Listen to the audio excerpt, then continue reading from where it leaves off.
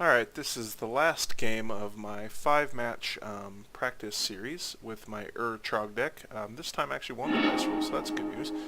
And it looks like I start out with a fairly decent hand. No creatures, but lots of decent spells. And I got 3 mana, so I'm going to go ahead and keep this, because I can at least start off doing stuff for a couple turns here. So I'm going to go ahead and keep this. He's going to decide whether he's going to mulligan here.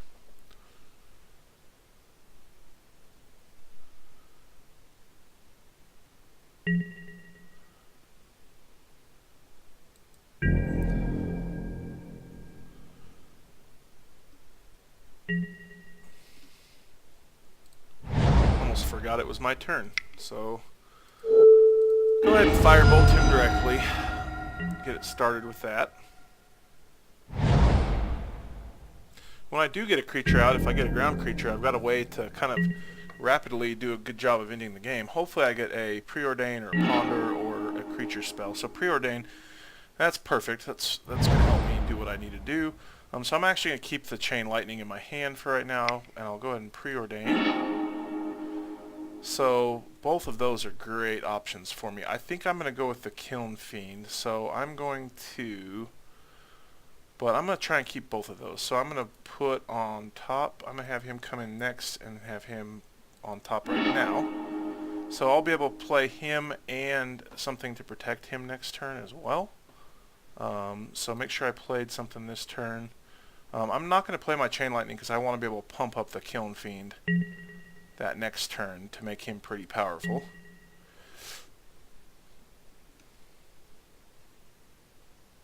So I'm going to go ahead and go with a ground attack plan here. He looks like he might be playing Slivers, so I'm not too worried about that.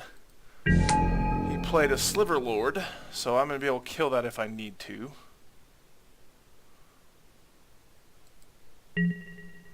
Okay. On to my turn. So, what I'm going to do, I wish I'd have kept my Firebolt instead of this. But I can still Vapor Snag him next turn. I'm going to go ahead and play my Kiln Fiend now.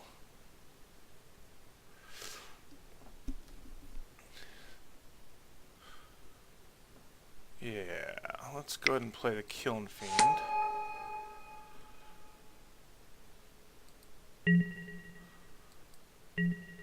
Okay. And I'm actually going to try to set this up so I'm going to try to do a big attack in turn 4 to win the game correctly. I got 2 ways to clear the board.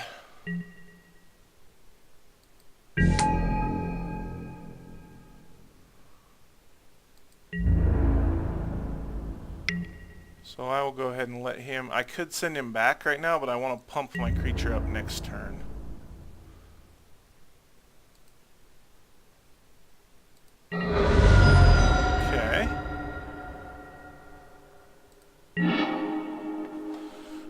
Now the question here is whether it makes more sense to me to play a Kiln Fiend now.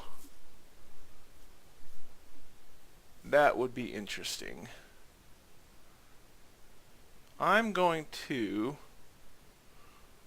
play a Kiln Fiend now, keep this open for a Vapor Snag.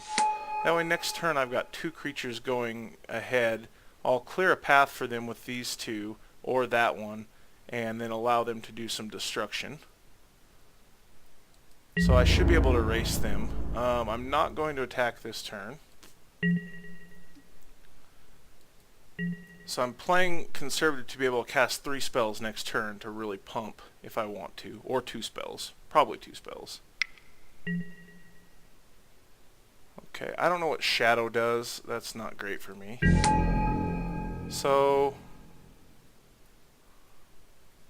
what I might actually do now is just... No, I'm going to undo that.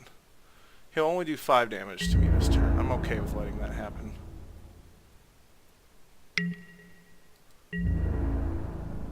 I'm going to beat him in a race. I'm going to do more damage than that this turn. Okay. So, we're to his end step. So I'm going to go ahead and play another island, so this is nice. I'm going to be able to do pretty much everything I want to. So he's only got one potential blocker this turn. So what I can do is just Vapor Snag him back to his hand. Okay, okay.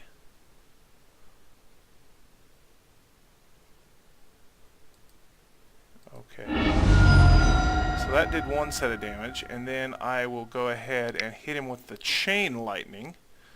Now, I'm wondering if I should kill a creature or kill him directly. I'm almost thinking I should kill him directly, because I'm going to be doing 14 damage. That, I think, will do it. That should end the game.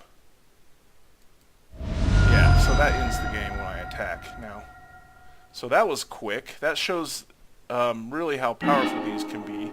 And I have the ability, I could have made it 10 power, and also had another way to dodge. So anyway, I will go ahead and now go to my attack phase, and he will concede. So that showed the real power of what can happen with the ground portion of my deck gets going. Those Kiln Fiends with multiple spells being dropped per turn are pretty awesome. I had to be a little patient, take a little damage so that I could do enough to ramp up a couple spells on them and also get rid of his blocker. But to be honest, I think the real strength of this deck is being on the play, and I was on the play with a decent starting hand. It's going to be hard to beat me because I'm going to win in turn 4, turn 5 pretty regularly. Even being patient, this was a turn 5 win. That's pretty good. When I'm on the draw, it is a little slower than like a full-on burn deck, and so I'm thinking I might need to add a little bit of counter magic to be able to stop some of those lightning bolts and stuff like that to slow a full burn deck down to where I can control it, run it out of speed, and then I'll have the card advantage over it. But I went 3-2 in the single match series. Let's see what we drew next. Another spell would have been nice. They won't let me draw a card because it's over. Anyways, I went 3-2 in my single match games, so I think it was pretty good. The 2 games I lost were close, and I think it was a little bit on me with suboptimal play, and then also one of them was a mirror match in which they started. So, you know, anytime they're on the play in a mirror match, it's going to be tough and hard for me to win. But I'm really, really excited about this deck. I think once I add some sideboard stuff, and I'll maybe go over that next video, and I'm going to swap out a couple spells. I'm not crazy about the Firebolt. It's just a little... I just never end up playing the 5 mana version of it once it's in the graveyard, so I think I'm going to come up with another way to ram some of my creatures through that I think is going to be really good. Because you saw the power of those Kiln Fiends once they really got going. I'm almost tempted to take the Cyclopses out too, because I think that slows down my deck a little bit. I think the Delver, the Thermo Alchemist, and the Kiln Fiends all have the same ability to get in early and do a lot of damage quickly. I think the Cyclops, when I've drawn him, I just never end up playing him because I don't really want to spend the 3 mana, wait a turn, and then get him rolling. I would rather, you know, be able to cast another instant and do whatever abilities that help my creatures that thrive on instants. So I'll have to think a little more about that because I don't want to go too creature light, but he would be the one I would drop if I did drop a creature. Anyway, guys, I hope you enjoyed the video, and I'll try to get back with a wrap-up of my thoughts on all 5 games and then where I'm going to go from there with the deck.